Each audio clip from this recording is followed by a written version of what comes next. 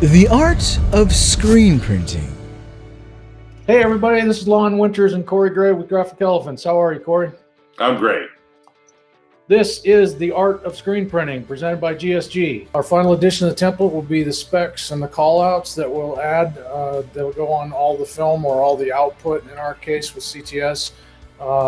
Let's set that up, Cory. All right, utilizing the space at the top of our screen and this field over here on the left, we're just going to create a couple of columns to put that information. So grabbing your text tool and making sure that your fill is, again, the registration color that we've been using throughout our template.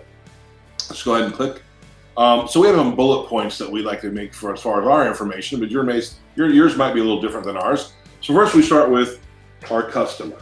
Who is it for? And then the job itself. What is the job title? The location. Where on the garment is it going? Do you have multiple locations? The size of your design as pertains to your garment. And then some basic notes we'd like to put in there. So for instance, if you were dealing with a design or an order, you had a front and a back, or maybe a front and a back and a sleeve, this allows you to put in some notes for your press operator. If we were working on the front template, for instance, and we would say something like, oh, has a back print, or has back print, or whatever you'd like to put in there. It's just going to help them know that there's more to the job. And then we usually date our material so we know when this was done. And then the last is an actual file. So what was the source file that we made our output from? I think it's important, so in case you're on press and you're troubleshooting anything, you would know the exact source file to go back to in your archives and be able to make the adjustments that are necessary for your job. And then real quick, we're going to deselect here. And I'm going to click and drag and make a copy of another column here. This column is going to be for our colored callouts and our print order. So we're not actually separating an actual job right now, but let's just say we had a 3-color job: a white base, a 285 blue, and a top white.